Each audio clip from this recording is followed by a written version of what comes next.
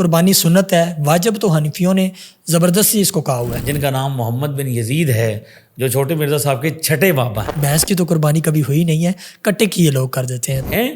یہ بھی ہے چھوٹے مرزا صاحب، تو چونکہ چھوٹے مرزا صاحب ہیں، یہ بڑی بڑی باتیں ان کی بس کی بات نہیں ہے۔ 2 دن پہلے قربانی کرنے کو جائز کہا ہوا ہے، اور اس پر مرزا صاحب نے دلائل بھی دیے ہیں، تو وہ مجھے بتا دیں کہ دلائل کون سے انہوں نے دیے ہیں۔ سبحان اللہ، دلائل کا بے تاج بادشاہ ہے، 10 حصے ہو سکتے ہیں جی اچھا، اونٹ کے اندر اونٹ کے اندر۔ تو یہ چنیوں والے مولوی جو ہیں یہ اٹینشن سیکرز ہیں۔ بھینس کی قربانی جائز نہیں ہے۔ بھینس کی قربانی جائز نہیں۔ چھوٹے مرزا صاحب اپنے چھوٹے سے کمرے میں رہتے ہیں، پردہ نشین ہیں، باہر کبھی نکلے ہی نہیں۔ غیر مقلدین خسرت دنیا و دین۔ I am teacher of Gen Z. وہ جینزی ہیں یا چپینزی ہیں، جو بھی ہیں، آہستہ آہستہ سارے واپس آئیں گے۔ جب بھی کوئی بات کرتے ہیں کوشش ان کی یہ ہوتی ہے کہ میں کوئی نرالی بات کروں۔ اب یہ تو ان کے منہ بولے اسٹوڈنٹس ان کے پاس جائیں گے اور کہیں گے بابا جی بات اور ہے، مسئلہ اور ہے، اور استدلال اور ہے۔ دودھ کو بچایا جاتا ہے، گند کی حفاظت نہیں کی جاتی۔ یہ جن کو تم سمجھتے ہو بیچارے بابے، روز محشر بھی ہوں گے سہارے بابے۔ بسم اللہ الرحمن الرحیم۔ جیسا کہ آپ احباب کے علم کے اندر ہے کہ عید الاضحیٰ کی آمد ہے، اور قربانی کے مسائل کے حوالے سے چند لوگ سوشل میڈیا پر آ کر ایسی نئی باتیں کرتے ہیں جس سے عام عوام منتشر ہوتی ہے۔ قربانی کے مسائل پر بات کرنے کے لیے جو میرے ساتھ شخصیت موجود ہیں، جناب مفتی حسن رضا یلدرم صاحب۔ تو مفتی صاحب، سب سے پہلے آپ کا بہت شکریہ کہ آپ نے وقت دیا، اللہ تعالیٰ آپ کو جزائے خیر عطا فرمائے۔ آپ کا بہت بہت شکریہ کہ آپ نے اہم مسائل پر گفتگو کے لیے مجھے موقع دیا، اللہ تعالیٰ آپ کو جزائے خیر عطا فرمائے۔ جزاک اللہ۔ مفتی صاحب، سب سے پہلا سوال میرا یہ ہے کہ قربانی واجب ہے یا سنت؟ کیونکہ اس پر مرزا صاحب نے جو ہمارے جیلم کے ہیں وہ یہ کہتے ہیں کہ قربانی سنت ہے، واجب تو حنفیوں نے زبردستی اس کو کہا ہوا ہے۔ تو آپ اس حوالے سے کیا کہتے ہیں؟ کیا واجب آپ لوگوں نے زبردستی سے کہا ہوا ہے؟ گزارش یہ ہے کہ قربانی کرنا واجب ہے۔ ٹھیک ہے۔ کسی چیز کو بھی واجب کرنا یا اس کو سنت قرار دینا یا اس کی شرعی حیثیت بتانا، یہ کسی عام آدمی کا کام نہیں، امتی کا کام نہیں، بلکہ یہ تو اللہ اور اس کے رسول صلی اللہ علیہ وسلم کا منصب ہے۔ اللہ نے ارشاد فرمایا کہ یہ رسول جو تمہارے لیے حلال کریں وہ حلال ہے، جس چیز کو حرام کریں تمہارے لیے حرام ہے، جو تمہیں عطا کریں وہ لے لو اور جس سے منع کریں تم رک جاؤ۔ اب ہم نے یہ دیکھنا ہے کہ چھوٹے مرزا صاحب، تو چونکہ چھوٹے مرزا صاحب ہیں، یہ بڑی بڑی باتیں ان کی بس کی بات نہیں ہے۔ اگرچہ وہ اپنے آپ کو مجتہد سمجھتے ہیں کہ میں بہت بڑا مجتہد ہوں، میں اجتہاداً یہ کہتا ہوں، اور امام اعظم ابو حنیفہ نعمان بن ثابت رحمۃ اللہ تعالیٰ علیہ جو کہ پہلی صدی کے امام ہیں، صحابہ کرام سے علم حاصل کرنے والے ہیں، تو انہوں نے جو مسائل بیان کیے ہیں وہ صحابہ کرام سے سیکھ کر کی ہیں۔ اب امام اعظم ابو حنیفہ فرماتے ہیں کہ یہ قربانی کیا ہے؟ واجب ہے۔ تو کسی دلیل کی بنا پر فرماتے ہیں، تو سب سے پہلے ہم دیکھیں گے کہ کیا قرآن پاک میں کوئی ایسی آیت موجود ہے کہ جس سے یہ ثابت ہو کہ قربانی واجب ہے یا سنت ہے۔ چونکہ دلائل کی جو ترتیب ہے وہ اسی طرح ہے کہ سب سے پہلے قرآن پاک سے، پھر سنت سے، اور پھر اجماع سے، اور پھر جا کے قیاس سے۔ صحیح۔ تو یہ 4 دلائل ہیں مسلمانوں کے جس سے وہ کسی بھی مسئلے کو اخذ کرتے ہیں۔ تو سب سے پہلے ہم قرآن پاک سے دیکھیں گے، سورۃ الکوثر آیت نمبر 2 میں اللہ نے ارشاد فرمایا فَصَلِّ لِرَبِّكَ وَانْحَرْ، محبوب آپ اللہ تبارک و تعالیٰ کے نام کی نماز پڑھیں اور قربانی کریں۔ حضرت عبداللہ بن عباس رضی اللہ تعالیٰ عنہما کا قول، جسے امام جلال الدین سیوطی رحمۃ اللہ تعالیٰ علیہ نے اپنی تفسیر در منصور میں نقل کیا، وہ فرماتے ہیں یہاں نماز سے مراد فرض نماز ہے، اور قربانی سے مراد عید الاضحیٰ کی جانور کی قربانی ہے۔ یعنی اللہ نے نماز پڑھنے کا حکم دیا اور قربانی کرنے کا حکم دیا، یعنی جس طرح نماز کا حکم ہے اسی طرح قربانی کا بھی حکم ہے۔ اچھا، جب اللہ کی طرف سے حکم ہے کہ قربانی کرو تو کیا اسے واجب نہیں سمجھا جائے گا یا لازم نہیں سمجھا جائے گا؟ یعنی سب سے پہلے یہ دیکھنا ہے کہ اللہ کی طرف سے اس کا حکم ہوا ہے، تو جی بالکل اس کا حکم ہوا ہے۔ دیگر مفسرین فرماتے ہیں کہ یہاں پہ نماز سے مراد عید الاضحیٰ ہے، نماز عید الاضحیٰ، اور اس کے بعد کیا ہوتی ہے؟ قربانی ہوتی ہے۔ تو ونحر سے مراد نماز عید پڑھنے کے بعد قربانی کرنا ہے۔ اور حدیث شریف میں بھی آپ دیکھیں کہ بخاری مسلم میں یہ روایت موجود ہے کہ سرکار دو عالم علیہ الصلوۃ والسلام کا ارشاد اقدس ہے، بخاری میں 955 نمبر روایت ہے کہ ہم سب سے پہلے جو آج کام کریں گے وہ کیا کریں گے؟ نماز عید پڑھیں گے اور اس کے بعد پھر قربانی کریں گے۔ تو حدیث شریف میں بھی جو ترتیب بیان کی گئی ہے وہ یہ کہ پہلے نماز ہے، پھر کیا ہے؟ قربانی ہے۔ اور قرآن کریم میں آیت کریمہ میں سورۃ الکوثر کی آیت نمبر 2 میں دونوں کا ذکر ہوا، دونوں کا حکم ہوا یعنی قربانی، نماز پڑھو قربانی کرو. اب ایک عام آدمی کو سمجھائیں عام سے لہجے میں کہ اللہ فرما رہا ہے نماز پڑھو، اللہ فرماتا ہے قربانی کرو، تو اللہ قربانی کرنے کا حکم دے رہا ہے تو آپ اس کو کیا سمجھیں گے؟ بس ٹھیک ہے جی، کر لیں گے تو تب بھی ٹھیک ہے، نہ کریں تو تب بھی ٹھیک ہے. لہذا وہ شخص جو صاحب استطاعت ہے، جس پر قربانی واجب ہے، جو صاحب نصاب ہے، اس شخص پر قربانی کرنا واجب ہے، صحیح. سنت نہیں ہے. جس پر قربانی واجب نہیں، ظاہر ہے وہ تو نہیں کرے گا. اب دیکھتے ہیں کہ حدیث مبارکہ میں اس بات کا حکم موجود ہے. تو سنن ابن ماجہ میں جن کا نام محمد بن یزید ہے، جو چھوٹے مرزا صاحب کے چھٹے بابا ہیں، اچھا. انہوں نے حدیث پاک نقل کی ہے 3123 جس میں حضرت رسول گرامی صلی اللہ علیہ وسلم کا ارشاد گرامی ہے کہ حضور نے ارشاد فرمایا کہ جس شخص نے استطاعت ہونے کے باوجود قربانی نہ کی وہ ہمارے عیدگاہ کے قریب نہ آئے، وہ ہمارے مصلی کے قریب نہ آئے. اب اس حدیث سے یہ ثابت ہوتا ہے کہ سرکار دو عالم علیہ السلام یہ ارشاد فرماتے ہیں کہ جس شخص کے پاس قربانی کرنے کی طاقت ہے اور وہ طاقت ہونے کے باوجود قربانی نہیں کرے گا تو وہ ہمارے قریب نہ آئے. پنجابی میں کہتے ہیں ساڑھے نیڑے نہ لگ گئے. حضور اس سے اللہ تعالیٰ کا اظہار فرما رہے ہیں، حضور ناراضگی کا اظہار فرما رہے ہیں صلی اللہ علیہ وسلم. تو اس سے بھی ثابت ہوتا ہے کہ قربانی اگر واجب نہ ہوتی، اگر صرف سنت ہوتی، مستحب ہوتی، کر لو تو ٹھیک ہے، نہ کرو تب بھی ٹھیک ہے، تو حضور ناراضگی کا اظہار فرماتے. آپ صلی اللہ علیہ وسلم نے ناراضگی کا اظہار کیا نہ کرنے والے پر، یعنی جو طاقت رکھتا ہے اور نہیں کرتا، تو حضور نے اس سے کیا کیا ہے؟ ناراضگی کا اظہار فرمایا. تو جس بات کا حکم اللہ بھی دے رہا ہے اور اس کے رسول صلی اللہ علیہ وسلم بھی نہ کرنے والے کو، استطاعت ہونے کے باوجود نہ کرنے والے پر ناراضگی کا اظہار فرما رہے ہیں، تو وہ واجب ہی ہے. اس لیے تو ایسا ہے. صحیح بخاری میں حدیث نمبر 5556 یہ حضرت برا بن عازب رضی اللہ تعالیٰ عنہ صحابی ہیں. وہ کہتے ہیں میرے ماموں تھے حضرت ابو بردہ رضی اللہ تعالیٰ عنہ. انہوں نے عید کی نماز سے پہلے قربانی کر لی. ابھی نماز عید نہیں ہوئی سی، جان بوجھ کے نہیں کی، ویسے ہی انہوں نے کر لی. بھائی ان کا یہ خیال تھا کہ شاید پہلے کر لیں گے تو گھر والے جلدی کھا لیں گے قربانی کا گوشت. لیکن آقا دو عالم علیہ السلام نے ارشاد فرمایا پہلے عید کی نماز پڑھیں گے پھر قربانی کریں گے. صحیح. لہذا جس شخص نے نماز عید سے پہلے قربانی کر لی وہ گوشت تو کھا سکتا ہے، گھر والوں کے لیے گوشت ہے، لیکن قربانی اس کی نہیں ہوئی. اب یہاں تو یہ پتہ چلا کہ قربانی کا وقت بتا رہے کہ قربانی تب جائز ہے، اس کو تب جانور کو قربان کریں گے جب عید کی نماز پڑھی جائے گی. یہ ترتیب ہے، قرآن کریم میں بھی یہی ترتیب ہے. فصلی لربک وانحر، پہلے نماز پڑھو پھر کیا کرو؟ قربانی کریں. حضور نے فرمایا کہ جس شخص نے پہلے قربانی کی اس کی قربانی نہیں ہوئی، وہ دوبارہ کرے. گوشت تو ہے، قربانی نہیں ہوئی. حضرت ابو بردہ نے عرض کیا یا رسول اللہ میں نے تو پہلے کر لی، میں کیا کروں؟ تو حضور نے ارشاد فرمایا کہ دوبارہ قربانی کرو. اب حضور علیہ الصلوۃ والسلام نے دوبارہ قربانی کا حکم دیا. اگر قربانی واجب نہ ہوتی تو دوبارہ حکم دیتے. حالانکہ وہ کہہ بھی رہے تھے کہ میرے پاس تو اب دوبارہ اور کوئی چیز نہیں ہے. ایک 6 مہینے کا بکرا ہے، تو 6 مہینے کا بکرا تو قربانی نہیں لگتا. لیکن حضور نے فرمایا کہ تو کر، دوبارہ قربانی کرو، تمہاری نہیں ہوئی. تو دوبارہ جو کرنے کا حکم دے رہے ہیں اس سے بھی ثابت ہوتا ہے کہ اگر قربانی واجب نہ ہوتی تو حضور علیہ الصلوۃ والسلام کہتے ٹھیک ہے، کون سی واجب چیز ہے یا فرض چیز ہے، بس سنت مستحبی تو ہے، تو کر لی ہے تو ٹھیک ہے، نہیں کر تو ابھی رہنے دو. لیکن حضور نے فرمایا دوبارہ کرو. تو انہوں نے عرض کی میرے پاس 6 مہینے کا بکرا ہے. تو حضور نے فرمایا کہ تمہارے لیے یہ اجازت ہے وقتی طور پر، اور کسی کی نہیں ہے، تم اسی کو کر دو.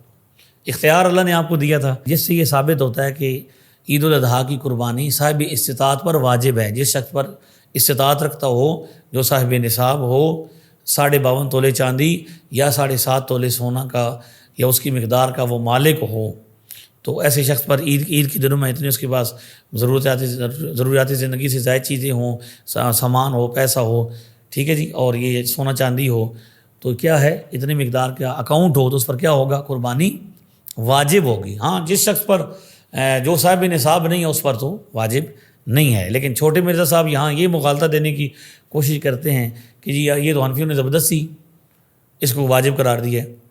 تو احناف نے دلائل کی روشنی میں یہ موقف اپنایا ہے، اور وہ دلائل قرآن اور سنت پر مشتمل ہیں، اس لیے اپنی طرف سے نہیں کہا. مفتی صاحب قربانی واجب ہے، اس حوالے سے آپ نے ماشاءاللہ بہت مدلل جواب دیا. قربانی کی فضیلت پر اگر کوئی حدیث ہے تو وہ بھی ارشاد فرما دے. قربانی کی فضیلت پر بے شمار روایات ہیں. سرکار دو عالم علیہ السلام نے ارشاد فرمایا کہ جو شخص قربانی کرے گا تو قربانی کا جو جانور ہے وہ قیامت والے دن آئے گا اس کے سینگوں کے ساتھ، اپنے کھروں کے ساتھ، اور ہر بال کے بدلے میں نیکی ملے گی۔ تو صحابہ کرام نے پوچھا یا رسول اللہ بھی اون کا بھی یہی حکم ہے کہ اون میں بال زیادہ ہوتے ہیں، یعنی ایک ایک بال کے بدلے میں اللہ تعالیٰ ایک ایک نیکی عطا فرمائے گا۔ سبحان اللہ۔ تو حضور نے فرمایا کہ اون کا بھی یہی حکم ہے۔ اب یہاں اس حدیث میں حضور نے فرمایا کہ قربانی کا جانور کا بال بھی کام آئے گا، اس کے سینگ اور کھر بھی کام آئیں گے۔ تو جب ایک جانور جو ہے وہ اللہ کی طرف منسوب ہو گیا کہ اللہ کی راہ میں اس کو آپ قربان کر رہے ہیں، جانور اگر اللہ کے ساتھ منسوب ہو جائے، اللہ کے نام کے ساتھ منسوب ہو جائے تو وہ جانور کیا ہو جاتا ہے، کام آتا ہے، اس کے سینگ بھی کام آتے ہیں، اس کی کھر بھی کام آتے ہیں، اس کے بال بھی کام آتے ہیں۔ تو جو اللہ کا بندہ اللہ کا ہو جائے، اللہ کا ولی، سبحان اللہ۔ تو وہ کتنی شان والا ہوگا، اس کو اللہ تعالیٰ نے کیا مقام دیا۔ اس لیے حضور اللہ تعالیٰ نے یہ حدیث قدسی میں حضور نے یہ ارشاد فرمایا کہ اللہ فرماتا ہے من عاد لی ولیا فقد آذنتہ بالحرب، یہ جن کو تم سمجھتے ہو بیچارے بابے، روز محشر بھی ہوں گے سہارے بابے۔ واہ، مفتی صاحب قربانی کا اصل مقصد کیا ہے؟ کس وجہ سے یہ قربانی مسلمان لوگ کرتے ہیں؟ تو اس حوالے سے بتا دیں۔ سرکار دو عالم علیہ السلام کی بارگاہ میں پوچھا گیا، صحابہ نے پوچھا یا رسول اللہ قربانیاں کیا ہیں؟ فرمایا یہ تمہارے باپ ابراہیم علیہ السلام کی سنت ہے، ان کا طریقہ ہے۔ اور ابراہیم علیہ السلام کے بارے میں اللہ نے فرمایا کہ ہم نے انہیں آزمایا ہوا، اذ ابتلی ابراہیم ربہ بکلمات فاتمہن، ابراہیم علیہ السلام کو اللہ نے آزمایا، مختلف آزمائشیں، ایک نہیں، بکلمات، کئی طرح کی آزمائشیں، اور وہ ہر آزمائش میں پوری ہوتی رہی۔ ان میں ایک آزمائش یہ بھی تھی کہ وہ بیٹا جو بڑی دعاؤں کے بعد اور آخری عمر میں انہیں عطا ہوا، اولاد پیدا ہوئی، اس بیٹے کو اللہ کے رستے میں قربان کرنے کا حکم ہو گیا، اور وہ اس کے لیے تیار ہو گئے۔ فلما اسلم وتلہ للجبین ونادیناہ ان یا ابراہیم قد صدقت الرؤیا انا کذلک نجزی المحسنین۔ اللہ کی طرف سے یہ ندا دی جاتی ہے کہ تم نے اپنے خواب کو سچا کر دیا، اے ابراہیم آپ اپنے خواب کو سچا کر دیا۔ تو قربانی کا فلسفہ یہ ہے کہ ابراہیم علیہ السلام سے بیٹا مانگا گیا اللہ کے رستے میں، تو انہوں نے وہ قربان کرنے کے لیے کیا ہو گئے، تیار ہو گئے۔ تو ہم ملت ابراہیمی پر ہیں نا، اللہ نے ہمیں کیا فرمایا، فاتبعوا ملت ابراہیم حنیفہ، ابراہیم علیہ السلام جو ہر باطل سے جدا ہیں ان کی ملت پر چلو۔ اس لیے ہمیں بھی امت محمد صلی اللہ علیہ وسلم کو بھی یہ حکم ہوا کہ وہ کیا کریں گے، ملت ابراہیم پہ چلیں، ملت ابراہیمی پر چلیں۔ تو حضور نے فرمایا کہ یہ تمہارے باپ ابراہیم علیہ السلام کی سنت ہے، یہ قربانیاں کرو، خوش دلی کے ساتھ کرو۔ اس پر فضیلت بیان کی کہ خوش دلی کے ساتھ کرو، مجبور ہو کر یا تنگ دل ہو کر نہ کرو کہ مجبوری ہے، بلکہ خوشی دلی کے ساتھ کرو۔ تو قربانی کا مقصد یہ ہے کہ انسان اپنے اندر تقویٰ پیدا کرے۔ اللہ نے ارشاد فرمایا لن ینال اللہ لحومها ولا دماؤها ولکن ینالہ التقویٰ منکم، اللہ کو نہ گوشت پہنچتا ہے، نہ اللہ تعالیٰ کو اس کا خون پہنچتا ہے تمہاری قربانیوں کا۔ اللہ کے ہاں جو چیز پہنچتی ہے وہ تقویٰ ہے، کہ تم کس قدر اللہ کے قریب ہو، اللہ کے حکم کو کس قدر مانتے ہو۔ تو قربانی کا مقصد بھی دراصل تقویٰ کا حصول ہے، کہ انسان تقویٰ حاصل کرے، دیکھے کہ اپنے اندر یہ جذبہ پیدا کرے کہ رب نے مجھے پیدا کیا، میرا وہ مالک ہے، میں اس کی راہ میں اپنا مال قربان کروں، اس کے حکم پر اپنا سب کچھ قربان کر دوں، جیسے ابراہیم علیہ السلام نے اپنا مال، جان، ہر چیز، اولاد، سب کچھ اللہ کے راستے میں کیا کیا ہے، قربان کر دیا ہے۔ اور وہ مثال ہے۔ تو قربانی صرف ایک جانور ذبح کر کے، اگرچہ ظاہر ہے جو شریعت کا حکم ہے اس کو پورا کیا جائے گا، لیکن صرف ایک جانور ذبح کر کے اس کا گوشت کھا لینے کا نام نہیں ہے، بلکہ قربانی اللہ کے راستے میں، یہ فلسفہ ہے کہ اللہ کے راستے میں قربان ہونے کا جذبہ رکھنا، کہ یہ سب کچھ اللہ کا عطا کیا ہے، تو اللہ کی طرف سے جب بھی اس کے راستے میں دینے کی باری آئے تو ہمیں کنجوسی نہیں کرنی چاہیے۔ معاشرے کے اندر ایک اچھا پیغام جاتا ہے۔ غریب لوگ جو ساری زندگی گوشت نہیں کھا سکتے سارا سال، آج کل آپ کو پتہ ہے کہ حالات مہنگائی کہاں تک پہنچ گئی ہے، اور سفید پوش لوگ جو ہیں وہ اپنے کھانے پینے کی ضروریات، بنیادی ضروریات سے کیا ہیں، مجبور ہیں۔ تو جب آپ قربانی کریں گے تو قربانی کا گوشت آپ اپنے غریب پڑوسیوں کو دیں گے تو وہ بھی کھائیں گے اور وہ دعا دیں گے آپ کو۔ تو یہ ایک ایسا خوبصورت نظام ہے جس سے اسلام کا ایک خوبصورت پیغام پہنچتا ہے۔ تو قربانی کا فلسفہ اپنے اندر جذبہ بیدار کرنا کہ بھائی جس بندے کو آپ اللہ کی نعمتوں سے مستفید ہوتے ہیں، تو جب اللہ کی طرف سے کچھ مانگا جائے تو آپ اس کو خوش دلی کے ساتھ قربان کر دیں۔ مفتی صاحب سوشل میڈیا کے اوپر ایک غیر مقلد مولوی صاحب ہیں، ان کی ویڈیو بھی گردش کر رہی ہے، انہوں نے منڈیوں میں جا کے یہ چیخنا شروع کر دیا کہ بھینس کی قربانی جائز نہیں ہے، اور یہاں پہ مرزا صاحب کا بھی ایک موقف آتا ہے جی بھینس کی تو قربانی کبھی ہوئی نہیں ہے، کٹے کی یہ لوگ کر دیتے ہیں۔ تو اس حوالے سے بھی آپ بتا دیں کیا اس کا حکم ہے بھینس کی قربانی کے حوالے سے، اور مرزا صاحب کے حوالے سے بھی تھوڑی سی نظر ڈال دیں۔ اچھا، یہ سوال بڑا اہم ہے، اور ہر سال جو ہے نا یہ عید الاضحیٰ کا موقع آتا ہے، یعنی یہ کچھ سالوں سے ایسا ہو، پہلے تو نہیں ایسا ہوتا تھا، پہلے تو لوگ قربانیاں کرتے تھے، بھینس کی قربانی بھی ہوتی تھی، لیکن اب یہ کچھ عرصے سے نئے لوگ، نئی نمازوں والے، نئے ہولیوں والے، یعنی ان کے ہولیے بھی نئے ہیں۔ آپ دیکھیں گے تو انہوں نے سر پہ ایک جو ہے نا وہ دوپٹہ کیا ہوتا ہے، یہ سرخ رنگ کا دوپٹہ ہوتا ہے جو، تو ان مولویوں کی داڑھی بے تحاشا بڑی ہوئی ہے، شکل و صورت بھی ان کی جو مسلمان علماء ان سے نہیں ملتی۔ یہ نیا ہولیہ انہوں نے سنت کے مقابلے میں کہ آقا دو عالم علیہ الصلوۃ والسلام نے ساری زندگی امامہ شریف پہنا یا ٹوپی شریف پہنی، لیکن یہ کیا کرتے ہیں اوپر ایک چنی رکھ لیتے ہیں۔ تو یہ چنیوں والے مولوی جو ہیں اس طرح ان میں بھی یہ ایک آئے ہیں یہ نئے مولوی صاحب۔ یہ اصل میں جو سمجھاؤں وہ یہ ہے کہ یہ اٹینشن سیکرز ہیں، اچھا، توجہ حاصل کرنے کے لیے کہ بھائی سارے بندے اگر ایک ہی بات کریں گے تو کیا ہوگا، سب ایک جیسے نظر آئیں گے، میں کوئی تھوڑی جی وکھرے وچ گل کراں تاکہ میں وکھرا نظر آؤں۔ یہ ان کی یہ کوشش ہوتی ہے کہ میں الٹی بات کروں گا تو کیا ہوگا، بدنام جو ہوں گے تو کیا نام نہ ہوگا، لہذا یہ ایسی بات کر دیتے ہیں، لوگ حیرت میں پڑ جاتے ہیں۔ اچھا، یہ کس نے کی؟ ایک کسی زمانے میں کسی مولوی صاحب نے گدھے کے حلال ہونے کا فتویٰ دے دیا، اچھا، لوگ سارے علماء اس زمانے کے اس کے پاس پہنچ کے بھاگے دوڑے، بھئی یہ کون سا فتویٰ دیا، یہ کیا بات کی؟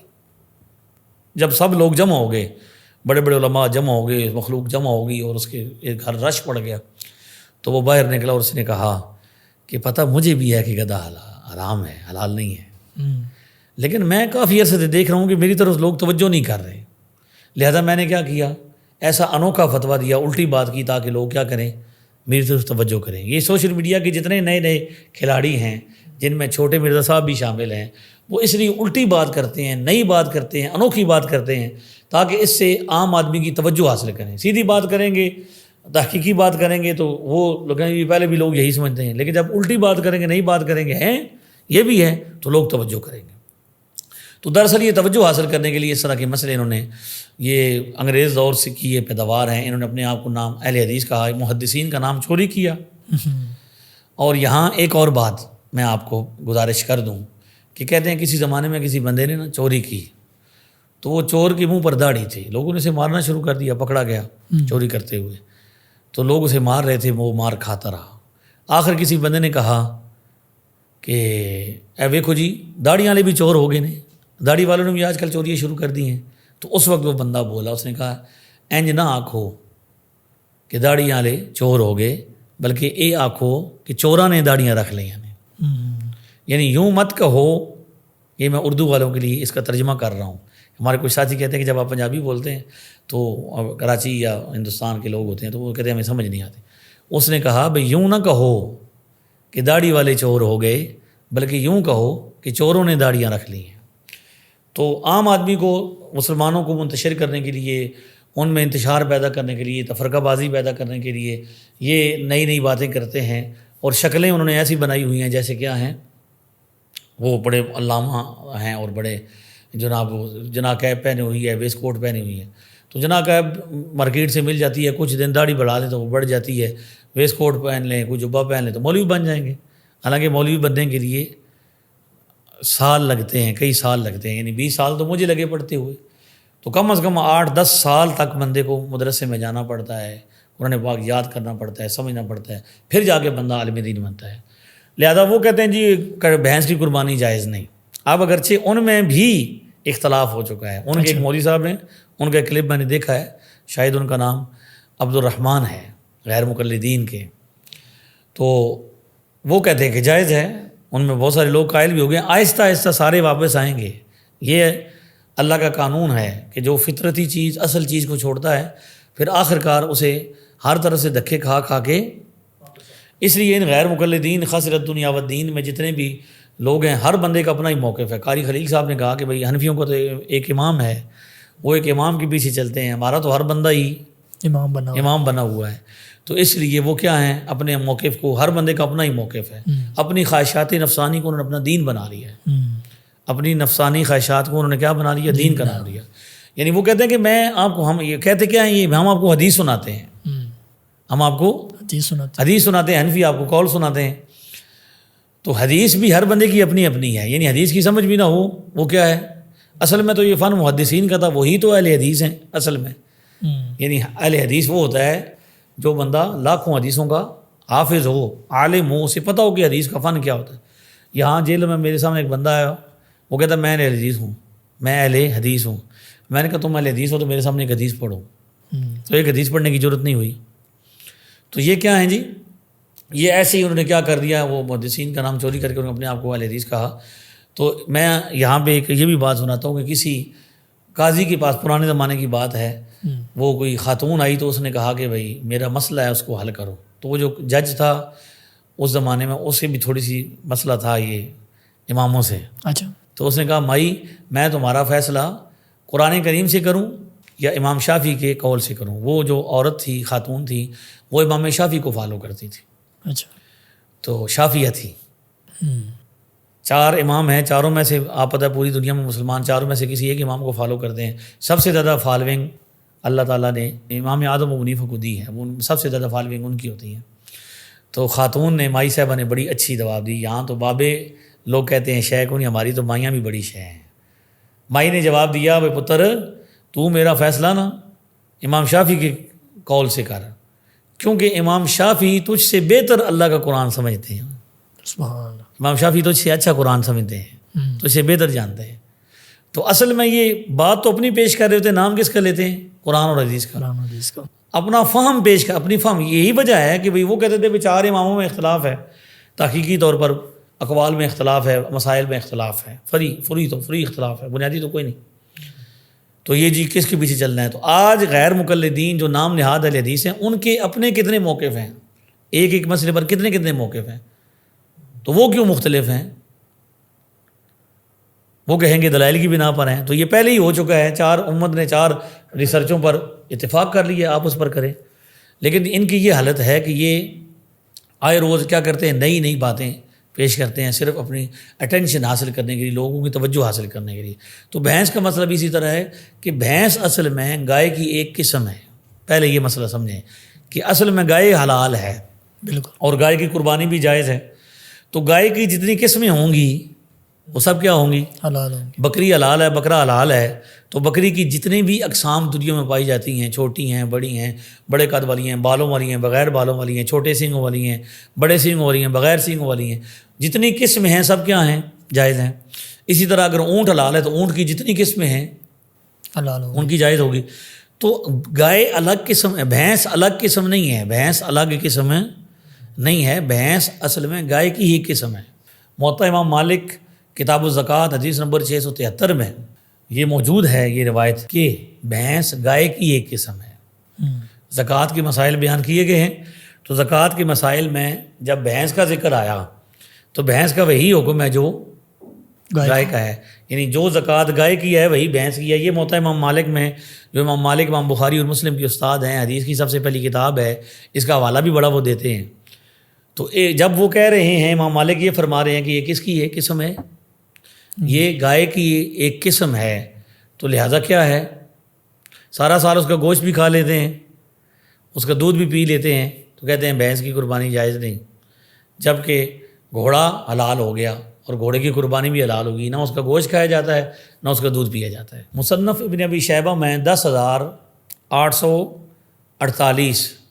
10,848 نمبر روایت میں بھی یہی لکھا ہوا ہے کہ گائے بھینس جو ہے وہ گائے کی ایک قسم ہے. اور مسند الفردوس حدیث نمبر 2650 میں حضرت مولا علی کا فتویٰ ہے کہ آپ نے فرمایا کہ جس طرح گائے میں 7 حصے ہوتے ہیں اس طرح بھینس میں بھی کتنے حصے ہوں گے. تو مولا علی کا فتویٰ بھی آ گیا، صحابی کا فتویٰ بھی آ گیا کہ اگر بھینس کی قربانی جائز نہ ہوتی تو مولا علی کیوں فرماتے کہ بھینس کی قربانی کیا ہے، بھینس میں کتنے حصے ہو سکتے ہیں؟ 7. اسی لیے کہ وہ بھینس کو گائے کی قسم سمجھتے تھے. لہذا ان دلائل کی روشنی میں یہ ثابت ہوا کہ بھینس کی قربانی جائز ہے. اب آتے ہیں چھوٹے مرزا صاحب کی طرف کہ چھوٹے مرزا صاحب نے کہا کہ بھائی وہ جی بھینس کی تو ہوتی کو نہیں، کٹے لوگ قربان کرتے ہیں. چھوٹے مرزا صاحب اپنے چھوٹے سے کمرے میں رہتے ہیں اور وہ پردہ نشین ہیں، باہر کبھی نکلے ہی نہیں. وہ کبھی باہر نکلے تو انہیں پتہ چلے بھینس بھی قربان ہوتی ہے. جیسے اب گائے کی قربانی ہوتی ہے تو سارے بیل ہی قربان ہوتے ہیں، گائے بھی قربان ہوتی ہے. بکرا بھی قربان ہوتا ہے، بکرے کی بھی قربانی ہوتی ہے. بکرے کی بھی اور بکری کی بھی قربانی ہوتی ہے. بھیڑ بھی کی بھی ہوتی ہے اور دمبے کی بھی ہوتی ہے. اسی طرح بھینس کی بھی ہوتی ہے اور بھینسے کی بھی ہوتی ہے. لیکن عام طور پر بھینس کہا جاتا ہے، یہ معروف پر کہتے ہیں کہ گائے، تو گائے کے اندر بیل بھی شامل ہے. جب بکری کہتے ہیں تو بکرا بھی شامل ہے. جب ہم بھینس کہیں گے تو اس میں بھینسا بھی شامل ہے. تو چھوٹے مرزا صاحب چونکہ علمی اعتبار سے بہت چھوٹے ہیں اور مزید دن بدن چھوٹے ہوتے رہے ہیں، اور چھوٹا چھوٹا چھوٹا چھوٹا مزید ان کا چھوٹا پن کیا ہوتا ہے، ظاہر ہو رہا ہے. اس لیے انہیں اس بات کی سمجھ نہیں کہ اگر آپ بھینس کی جواز کے قائل ہیں تو کٹے کی قربانی کی جواز کے قائل ہیں تو بھینس بھی کیا ہو جائے گی، وہ بھی تو جائز ہی ہوگی. لیکن وہ اس طرح کی بات کرتے ہیں جس کو سمجھ نہیں ہوتی. اس لیے میں کہتا ہوں کہ چھوٹے مرزا صاحب کے اسٹوڈنٹس کو میں یہ کہتا ہوں جو ان کے منہ بولے اسٹوڈنٹس ہیں کہ آپ ان کے سامنے جا کے کہیں آپ کہنا کیا چاہتے ہیں. گھوڑے کی قربانی کے حوالے سے آپ نے ذکر کیا، تو اس حوالے سے مزید رہنمائی فرما دیں کہ گھوڑے کی قربانی ہو سکتی ہے اور گھوڑا حلال ہے یا حرام ہے، اس حوالے سے بھی بتا دیں. سب سے پہلی بات تو یہ ہے کہ بھئی اس حوالے سے یہ دیکھنا چاہیے کہ حدیث شریف میں ہم نے اس پر پورا مستقل کلپ بنایا، ہمارے چینل پر یہ کلپ بھی موجود ہے کہ پہلے کہتے ہیں کہ بھئی بھینس کی قربانی جائز نہیں، سارا سال بھینس کا دودھ بھی پیتے ہیں، اس کا گوشت بھی کھاتے ہیں. لیکن قربانی پر آگے ہٹ جاتے ہیں کہ نہیں، اب کچھ آدھی تو قائل ہو گئے ہیں، آدھی انشاءاللہ بعد میں بھی قائل ہو جائیں گے. لیکن گھوڑے پر کہتے ہیں کہ گھوڑا حلال ہے. چھوٹے مرزا صاحب بھی کہتے ہیں گھوڑا حلال ہے. اچھا، جو چیز حلال ہے تو پھر قربانی بھی اس کی وہ کرنے کے قائل ہوں گے. بعض علاقوں میں یہ بھی پتہ چلا کہ وہ قربانی کرتے بھی ہیں. پتہ نہیں آپ انہوں نے اس پر تحقیق کس نتیجے پر پہنچی ہے ان کی، کیونکہ آئے روز ان کا ایک نیا موقف ہوتا ہے. صبح کچھ ہوتے ہیں، شام کو کچھ ہوتے ہیں. تو گھوڑا جو ہے جی پہلے تو حلال تھی، تو گدھا بھی حلال تھا. ابن ماجہ میں 3158 نمبر 3198 3198 نمبر روایت کے اندر یہ موجود ہے کہ گھوڑے کے ساتھ گدھے کے ساتھ گھوڑے کی بھی حرمت کا ذکر موجود ہے کہ گدھا بھی حرام ہے اور گھوڑا بھی حرام ہے. سرکار دو عالم علیہ السلام نے گھوڑا کھانے سے بھی منع فرمایا. ابن ماجہ میں 3198 نمبر 3198 نمبر روایت ہے جس کی راوی حضرت سیدنا خالد بن ولید رضی اللہ تعالیٰ عنہ ہے. بڑی نایاب روایت ہے اور یہ صحابی بھی جو ہیں ان کی روایات بھی نایاب ہیں. ارشاد فرمایا نہا رسول اللہ صلی اللہ علیہ وسلم عن لحوم الخیل والبغال والحمیر. حضرت خالد بن ولید رضی اللہ عنہ کہتے ہیں کہ رسول اللہ صلی اللہ علیہ وسلم نے گھوڑے، خچر اور گدھے کے گوشت کھانے سے منع فرمایا. ان تینوں چیزوں کا بیان ہے یہاں پہ. اسی طرح یہ روایت جو ہے یہ سنن نسائی میں بھی 4337 نمبر پر، ابو داؤد میں 3790 نمبر پر، اسی طرح المعجم الاوسط میں یہ روایت موجود ہے. اس روایت میں یہ جو روایات میں نے پیش کی ہیں اس میں گھوڑے کے ساتھ خچر کا بھی اور گدھے کا بھی ذکر ہوا ہے. اب یہ کہتے ہیں کہ جی فلاں روایت میں ہے، کسی روایت میں ایک حضور نے اس گدھے سے منع فرمایا اور گھوڑے کی رخصت دی. ایک طرف ایک روایت ہے جس میں کیا ہے، رخصت کا ذکر ہے کہ رخصت دی ہے، حلال کا لفظ یا وہ نہیں آیا بھئی واضح طور پر کہا ہو کہ کھا لو یا کھانے کی اجازت دی ہو. اور دوسری طرف یعنی ایک طرف اجازت کا ذکر ہو اور دوسری طرف حرام کا ذکر ہو، منع کا ذکر ہو، تو ترجیح کس کو ہونی چاہیے؟ منع کو. کیونکہ اجازت ہو سکتا ہے پہلے کی ہو، یہ بھی تو ہو سکتا ہے کہ پہلے گدھے سے منع کیا ہو پھر ساتھ میں کچھ عرصے بعد گھوڑے سے بھی منع کر دیا ہو. تو منع کی جب روایات موجود ہیں تو پھر تو بڑی احتیاط کرنی چاہیے. اب کچھ لوگ کیا کہتے ہیں کہ یہ جو اس لیے امام ابو حنیفہ نے قرار دیا کہ بھئی وہ کہتے ہیں کہ بھئی یہ سواری ہے، جہاد کا استعمال ہوتا ہے تو اس لیے انہوں نے اس کا مکروہ قرار دیا. یہ احادیث کی بنا پر ہے. امام ابو حنیفہ اپنی رائے سے نہیں کہتے، وہ روایات پیش کرتے ہیں، ان کی احادیث ہیں، روایات ہیں کہ جب منع کا لفظ آ گیا ہے لہذا وہ روایات جن میں اجازت کا ذکر ہو یا کھانے کا ذکر ہو ان کو ان روایات سے منسوخ سمجھا جائے گا کہ وہ منسوخ ہو چکی ہیں، پہلے کی بات ہے. اسی طرح ہماری کتاب جو ہے فقہ حنفی کی ہدایہ شریف ہے، نصب الرایہ میں ہے، اور اسی طرح فصل القدیر میں، فقہ حنفی کی بڑی بڑی کتابوں کے اندر واضح طور پر یہ لکھا ہوا ہے کہ گھوڑا جو ہے وہ حلال نہیں ہے، اور وہ روایات کی بنا پر ہے، احادیث کی بنا پر ہے. تو اب جب یہ واضح ہو گیا کہ بھئی یہ بھی چلو مان لیں کہ یہ کہتے ہیں کہ جی کچھ روایتوں میں ذکر بھی ہے، جبکہ میں نے وہ بتا دیا کہ جہاں حلال کی بات ہے یا کھانے کی اجازت کا ذکر ہے یا رخصت کا ذکر ہے، جب یہ حرام والی واضح آ گئی ہے تو پھر اب اس سے کیا کرنا چاہیے؟ اس سے بچنا ضروری ہے، واضح ہوگی بات۔ لیکن اس کے باوجود وہ کہتے ہیں نہیں جی ذکر تو ہے، تو پھر ہم کہتے ہیں بخاری شریف میں حدیث نمبر 2051 میں حضور نے ارشاد فرمایا کہ حلال بھی واضح ہے اور حرام بھی واضح ہے، لیکن کچھ چیزیں ایسی ہیں جو مشکوک ہیں، لہذا ان سے بھی بچنا بھی کیا ہے ضروری ہے۔ یعنی وہ چیز جو مشکوک ہو جائے، شک میں پڑ جائے کہ پتہ نہیں حلال ہے یا نہیں ہے، اس سے بچنا بھی ضروری ہے۔ لہذا گھوڑا بالکل حلال نہیں ہے، گھوڑے کا گوشت کھانا یا گھوڑے کی قربانی کرنا بالکل درست نہیں ہے، یہ نئی بات ہے۔ مفتی صاحب اگلا سوال قربانی کے دن کے حوالے سے ہے کہ قربانی کے دن 3 ہیں یا 4 ہیں؟ غیر مقلدین یہ کہتے ہیں کہ قربانی کے 4 دن ہوتے ہیں، تو اس حوالے سے بھی بتا دیں کہ قربانی کے اصل دن کتنے ہیں۔ یہ بھی نیا مسئلہ انہوں نے پیش کیا غیر مقلدین خاسرۃ دنیا و دین نے، کہ ان کی ہر بات نہیں ہوتی ہے۔ انہوں نے کہا کہ بھی قربانی کے 4 دن ہیں، تو قربانی 3 دن تک ہے۔ قربانی کے ایام کتنے ہیں؟ یہی مسلمانوں کی اکثریت مانتی ہے، عمل کرتی ہے یہ، لیکن اب یہ جو ہیں اپنی اٹینشن لینے کے لیے، توجہ لینے کے لیے نیا مسئلہ بیان کر دیتے ہیں تاکہ لوگ کیا ہو جائیں، اچنبے میں پڑ جائیں، لوگ حیرت کا شکار ہو جائیں، لوگ الجھن کا شکار ہو جائیں۔ تو سنن الکبریٰ حدیث نمبر 19254 ہے، 19255 ہے، جن میں واضح طور پر موجود ہے کہ قربانی کے دن کتنے ہیں؟ 3 دن ہیں، یعنی پہلا عید الاضحیٰ کا، اس کے علاوہ 2 دن ہیں۔ یہ روایات موجود ہیں۔ موطا امام مالک میں بھی روایت موجود ہے، حدیث نمبر 1055 میں بھی یہ موجود ہے کہ قربانی کے دن 3 ہیں، پہلا عید کا دن ہے اور اس کے علاوہ کتنے ہیں؟ 2 دن ہیں۔ تو ٹوٹل کتنے ہو گئے؟ 3 دن ہو گئے، یعنی 3 دن تک قربانی کی جائے گی۔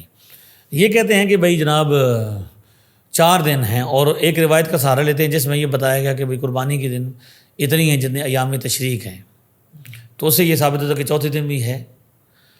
تو اس کے بارے میں علامہ ابن حجر عسقلانی نے التلخیص الحبیر میں یہ لکھا ہے کہ یہ روایت غیر محفوظ ہے، یہ صحیح نہیں ہے، لہذا اس سے استدلال درست نہیں۔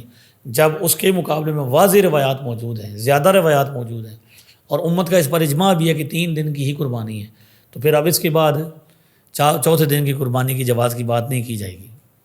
اور بخاری شریف میں حدیث نمبر 5569 ہے، 5569، جس میں آقا دو عالم علیہ الصلوۃ والسلام نے فرمایا کہ میں تمہیں قربانی کا گوشت 3 دن سے زیادہ رکھنے سے کیا کرتا ہوں؟ منع کرتا ہوں۔ کہ یہ شروع میں حکم تھا، اگرچہ یہ بعد میں منسوخ ہو گیا کہ قربانی کا جو ہے گوشت 3 دن سے زیادہ نہیں رکھنا، لیکن اس سے یہ بات ثابت ہوتی ہے کہ قربانی کے دن 3 ہیں۔ کتنے دن ہیں؟ 3 دن، کیونکہ 3 دن کی تخصیص جو حضور فرما رہے ہیں کہ 3 دن سے زیادہ نہیں رکھنا، اگر چوتھا دن بھی شامل ہوتا قربانی کا تو حضور یہ فرماتے کہ میں تمہیں 4 دن کیا کرتا ہوں گوشت تو رکھنے کی، یعنی چوتھے دن قربانی ہوگی تو گوشت بھی تو محفوظ ہوگا۔ لیکن حضور نے کیا فرمایا؟ کتنے دن ہیں؟ 3 دن، یعنی 3 دن سے زیادہ اجازت نہیں دیتا۔ بعد میں اجازت دے دی، یہ حکم منسوخ ہو گیا، لیکن وہ بات کہ 3 دن تک یہ بتا رہے ہیں کہ قربانی کے کتنے دن ہیں؟ 3 دن ہیں، لہذا یہ نئی بات کر کے توجہ حاصل کرنے کی کوشش کرتے ہیں، تو ایسے لوگوں کی باتوں پر دھیان نہیں دینا چاہیے۔ خصی جانور کا حکم کیا ہے؟ اس حوالے سے اس کی قربانی جائز ہے، ناجائز ہے، یا افضلیت کے اندر آتا ہے وہ؟ تو اس پر مرزا صاحب نے تو یہ کہا ہے کہ یہ افضل نہیں ہے خصی جانور کی قربانی کرنا، تو اس حوالے سے قرآن و سنت کے اندر کیا حکم ہے یہ بتا دیں۔ یہ بات بھی بڑی عجیب ہے کہ چھوٹے مرزا صاحب کا مسئلہ یہ ہے کہ وہ جب بھی کوئی بات کرتے ہیں کوشش ان کی یہ ہوتی ہے کہ میں کوئی نرالی بات کروں، یعنی اس کوشش میں وہ بہت کچھ کہہ جاتے ہیں، بہت کچھ بعد میں انہیں پتہ چلتا ہے کہ میں کہہ بیٹھا ہوں، اور وہ پھر انکار کرتے ہیں میں نے تو نہیں کی، لیکن ویڈیو موجود ہوتی ہے۔ کیمرے کی کرامت ہے کہ کیمرہ ریکارڈ کر لیتا ہے، یہ سب سے بڑی کرامت ہے، اور وہ ریکارڈ محفوظ رکھتا ہے۔ لہذا چھوٹے مرزا صاحب کا رد چھوٹے مرزا صاحب کی زبانی ہی سوشل میڈیا پر آپ کو نظر آئے گا کہ پہلے ایک بات کہتے ہیں ٹھیک ہے، پھر کہتے ہیں غلط ہے، ایک بات کے بارے میں ایک موقف پر 3 4 ان کے موقف موجود ہیں، یعنی ایک مسئلے پر 4 5 موقف بھی ان کے موجود ہیں۔ تو وہ چونکہ اس کوشش میں رہتے ہیں کہ میں کچھ الگ کروں، میں کیا کروں؟ الگ۔ ڈائریکٹروں نے یہ کہتا ہے کہ میں ویڈیو تو بنا رہا ہوں، فلم تو آپ کی بنا رہا ہوں، لیکن کچھ ایسا کریں کہ جس سے کیا ہو، لوگ توجہ کریں کہ یار عجیب بات کی ہے. اب اس مسئلے پر آتے ہیں کہ حدیث شریف چھوٹے مرزا صاحب کا جو کلپ ہے آپ اس کو دیکھیں گے, اس میں خود یہ کہتے ہیں پہلے کہ بھئی حدیث شریف میں موجود ہے, ابن ماجہ میں بھی ہے, ابو داؤد میں بھی ہے کہ سرکار دو عالم علیہ السلام کا اپنا عمل ہے. اور پھر یہ بھی کہا کہ حضور صلی اللہ علیہ وسلم نے جو عیب گنوائے ہیں جانوروں کے, اس میں خصی جانور کو عیب میں شامل نہیں کیا. اس وقت زمانے میں جانور خصی بھی ہوتے تھے, قربانی بھی ہوتی تھی. خود حضور نے 2 بینڈے کیے ہیں جو کیا تھے, خصی تھے. ہاں جی, یا کلو فی السواد ویمشی فی السواق.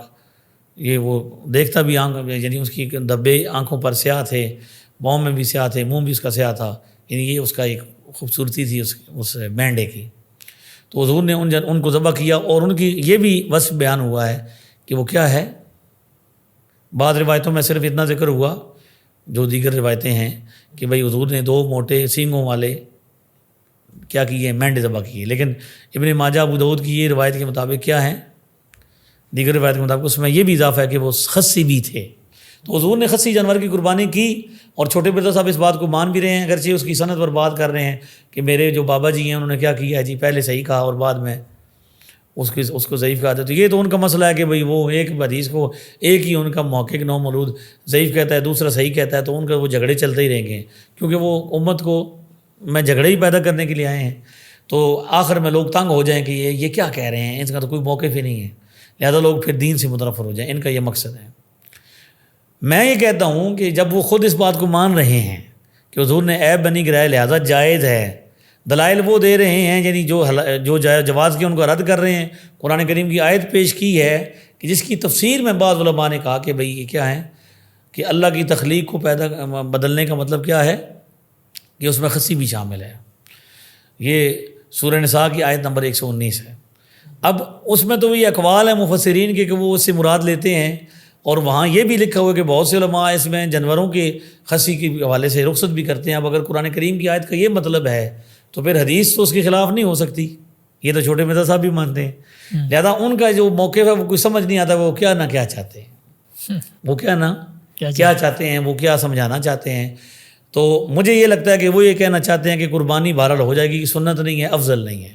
لیکن ہم یہ کہتے ہیں کہ جب حدیث سے یہ بات ثابت ہو گئی کہ سرکار دو عالم علیہ السلام نے خود اپنا ان کا عمل ہے کہ حضور نے خصی بینڈوں کی قربانی کی, تو لہذا جو بات چیز سنت ہے وہ افضل نہیں ہوتی. ہم تو یہ سمجھتے ہیں کہ جو سنت ہے وہ افضل ہے, جو سنت ہے وہ افضل ہے. چھوٹے مرزا صاحب یہ کہتے پھرے کہ سنت کیا ہے, افضل نہیں ہوتی. اور امت میں انہوں نے جماعت المسلمین کو شامل کیا جو مٹھی بھر بھی نہیں ہے امت کے مقابلے میں, اور ہمیں نکالتے ہیں کہ جو سب سے بڑا طبقہ ہے, خود اپنے منہ سے مانا ہے کہ 70% وہ مانتے ہیں کہ دنیا پر احناف ہیں. ہم تو زیادہ کے قائل ہیں. امت کی کثیر تعداد کس کو فالو کرتی ہے, امام اعظم ابو حنیفہ جو پہلی صدی میں ہیں. ہمارے امام تو پہلی صدی میں صحابہ کی زیارت کرنے والے ہیں. لہذا اس لیے امت میں سب سے زیادہ کون ہے, اہل سنت و جماعت احناف ہے. یہ اتنے بڑے یہ امت میں شامل نہیں ہیں, اور چند مٹھی بھر, وہ بھی چند کچھ عرصہ ہوا ہے ان کی طرح, ان کو بھی کچھ عرصہ ہوا ہے مارکیٹ میں آئے ہوئے, تو ان کو امت میں شامل وہ جی جواز کے قائل نہیں ہیں. جبکہ باقی بڑے بڑے طبقات اس بات کے قائل ہیں, اسی لیے قائل ہیں کہ یہ سنت ہے. تو جب حضور کا طریقہ آ جائے تو پھر اس کے آگے تو بس ہو جانی چاہیے تھی. لیکن وہاں بھی اپنی عقل چلانے کے لیے انہوں نے کیا کیا ہے, اس پر ہمارا کلپ موجود ہے, جو ساتھی اس کو تفصیل کے ساتھ عبارت سمیت دیکھنا چاہیں, عبارت بھی اس میں موجود ہے, سب چیزیں موجود ہیں, تو وہ دیکھیں گے انشاءاللہ. ٹھیک ہے. اچھا یہ بتا دیں کہ اونٹ میں کتنے حصے؟ اونٹ میں 7 حصے ہیں. یہ بھی منڈی والے مولوی صاحب نے کیا ہے, اس پر بھی ہمارا کلپ موجود ہے, کہ وہ کہتے ہیں کہ 10 حصے ہو سکتے ہیں جی. اچھا, اونٹ کے اندر؟ اونٹ کے اندر. تو بدنام جو ہوں گے تو کیا نام نہ ہوگا. یہ آقا دو عالم علیہ السلام کا فرمان ہے, مسلم میں 16 نمبر حدیث ہے. یکون فی آخر زمانے دجالون کذابون, آخری زمانے میں کچھ لوگ آئیں گے جو کیا ہوں گے, جھوٹے بھی ہوں گے, دھوکے باز بھی ہوں گے. یاتونکم من الاحادیث بما لم تسمعوا انتم ولا آباؤکم, وہ تمہارے سامنے ایسی ایسی حدیثیں پیش کریں گے نہ جو تم نے سنی ہوگی نہ تمہارے ابا اجداد نے سنی ہوگی. تو یہ نئی باتیں, نئی حدیثیں کہ اونٹ میں کیا ہو سکتے ہیں, 10 ہو سکتے ہیں. عجب بات ہے کہ ایک طرف کہتے ہیں کہ ایک بکری سب کی طرف سے کافی ہے, گھر میں 10 بندے بھی ہوں. مرزا صاحب نے کہا ہوا ہے, چھوٹے مرزا صاحب بھی کہتے ہیں کہ فیملی سے مراد ایک چولہا ہے. انہوں نے تو اپنی آگ جی الگ لانی ہوتی ہے, انہوں نے چولہا. اور وہ کہتے ہیں کہ بھئی اگر 10 بھی ہوں 10 پر واجب ہو تو 10 بھی کیا کریں گے، ایک ہی کافی ہو جائے گی۔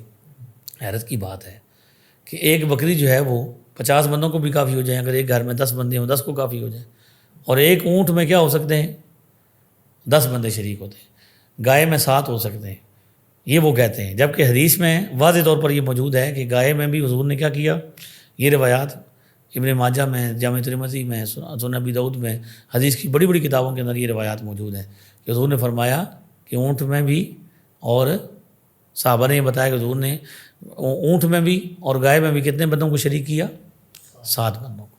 تو یہ بھی نئی بات ہے۔ مفتی صاحب اسی طرح مرزا صاحب نے 2 دن پہلے قربانی کرنے کو جائز کہا ہوا ہے، اور اس پر مرزا صاحب نے دلائل بھی دیے ہیں، تو وہ مجھے بتا دیں کہ دلائل کون سے انہوں نے دیے ہیں جو مرزا صاحب نے کہا ہے کہ جائز ہے۔ اب یہ بھی بات سنیں کہ آج سے پہلے کس نے یہ سنا تھا کہ 2 دن پہلے بھی، یعنی چھوٹے مرزا صاحب کے میدان میں کودنے سے پہلے کبھی کسی نے یہ سنا تھا کہ 2 دن پہلے بھی قربانی ہو سکتی ہے؟ قربانی کا ایک وقت مقرر ہے۔ بخاری شریف کی حدیث بتا رہی ہے کہ ایک صحابی نے عید سے پہلے کر لیا، 2 دن پہلے نہیں، عید سے پہلے، دن وہی تھا، یعنی ابھی نماز عید نہیں پڑھی جا چکی، تو اس سے پہلے کر دیا، تو حضور نے کیا فرمایا، دوبارہ کرو، تمہاری قربانی نہیں ہوئی، گوشت ہے۔ اور چھوٹے مرزا صاحب کہہ رہے ہیں 2 دن پہلے بھی اگر کوئی ایسی سچویشن آ جائے کہ وہ جانور لے جا رہے ہیں تو وہ، کیونکہ ان کے منہ بولے اسٹوڈنٹ کہتے ہیں کہ ہمارے استاد صاحب کی جو منہ بولے استاد ہیں ان کی پوری بات نہیں سنیں گی، تو ہم نے پوری سنائی بھی ہے، اس پر بھی ہم نے کلپ بنایا ہے کہ پوری بھی سن لیتے ہیں جناب۔ تو پوری یہ ہے کہ وہ کہتے ہیں کہ اگر ایسی سچویشن پیش آ جائے کہ جانور گر گیا ہے اور وہ اب زندہ باقی نہیں رہے گا تو اس کو ذبح کر دیں گے تو قربانی ہو جائے گی۔ یہ تو وہ کہہ رہے ہیں نا اس میں، کیونکہ قربانی 2 دن پہلے بھی اگر ایسا ہوا تو جب 2 دن پہلے کی اجازت دی ہے تو اب یہ تو وہ آگے اپنا نیا اجتہاد فرمائیں گے کہ 10 دن پہلے بھی اجازت دیتے ہیں، 20 دن پہلے بھی اجازت ہے، 1 مہینہ بھی پہلے ہے اجازت۔ اب یہ تو ان کے منہ بولے اسٹوڈنٹس ان کے پاس جائیں گے اور کہیں گے بابا جی اے ہمارے گرو صاحب آپ ہمیں بتائیں کہ بھئی کتنی لمٹ ہے پہلے کی، 6 مہینے پہلے بھی، 8 مہینے پہلے بھی کر سکتے ہیں، 2 دن پہلے کر لیں۔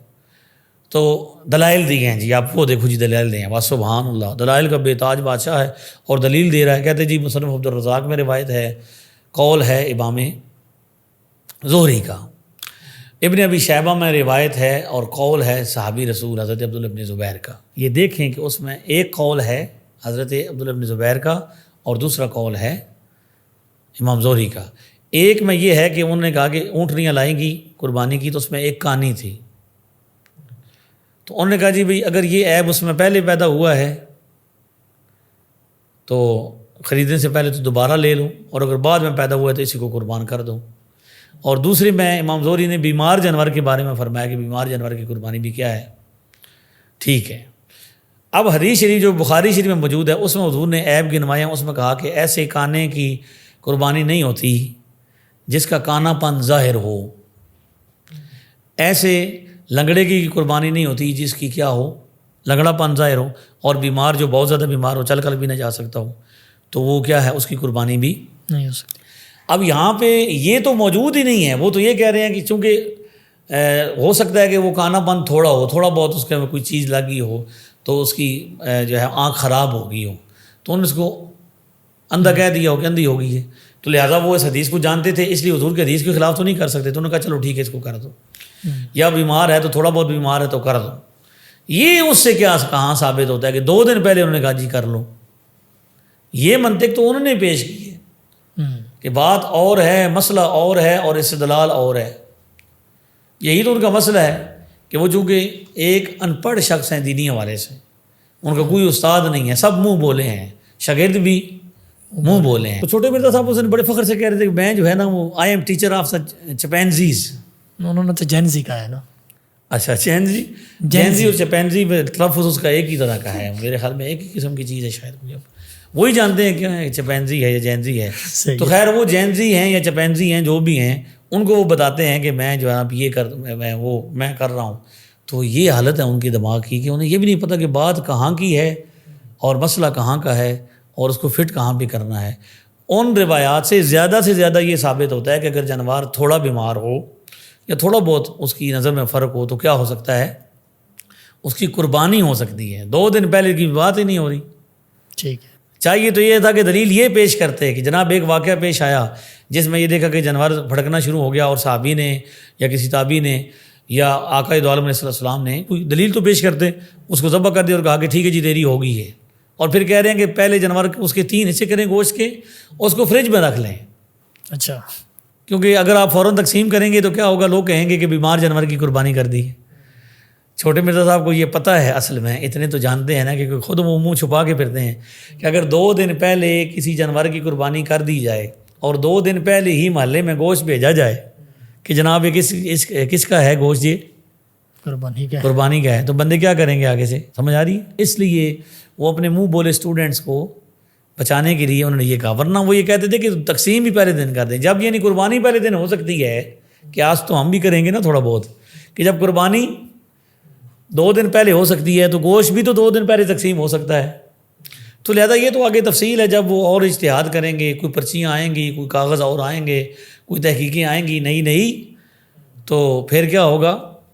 الحمدللہ ہم نے وہ سب تحقیقات کیا کر دی ہیں، ان کا رد بلیغ کر دیا ہے کہ یہ تحقیقات کو نہیں ہے، یہ ویسے ہی لوگوں کو پریشان کرنے کے لیے، مسلمانوں کو متشدد کرنے کے لیے باتیں ہیں۔ مفتی صاحب یہ بھی بتا دیں کہ کچھ لوگوں کو دیکھا گیا ہے کہ وہ یہ کہتے ہیں کہ چھری پر تکبیر پڑھ کے نا پھونک دے تو پھر جو ہے نا وہ اسے ذبح کرنا ہے تو تبھی قربانی ہوگی، اگر وہ چھری پر تکبیر نہیں پڑی گئی تو وہ قربانی والا جو جانور ہے وہ حلال نہیں ہوگا، یا اس طرح کی وہ مسائل گاڑ لیتے ہیں، تو اس حوالے سے بھی بتا دیں کہ یہ کیا یہ کوئی عوامی مسئلہ ہے، اس کا کوئی شرعی مسئلہ یہ کسی کتاب سے نہیں اخذ کیا گیا، بھئی وہ اخذ نہیں کیا گیا اور نہ کسی کتاب میں موجود ہے۔ اب یہ بھی یہ ہے کہ ہو سکتا ہے کہ اس پر بھی وہ ٹاؤن کر دیں کہ دیکھیے حنفی یوں کہتے ہیں، یعنی ایک مسئلے میں ان سے پوچھا گیا کہ بھئی یہ ٹانگیں ہلانے سے کیا برکت چلی جاتی، کہتے ہیں حنفیوں کی چلی جاتی، جھاڑو مارنے سے کیا ہو جاتے ہیں، حنفیوں کی چلی جاتی۔ یہ یعنی لوگوں کی عوامی باتیں ہوتی ہیں جو لوگ بعض اوقات جہالت کی وجہ سے، کیونکہ بر صغیر تھا تو پرانے زمانے میں کچھ باتیں رائج ہو جاتی ہیں،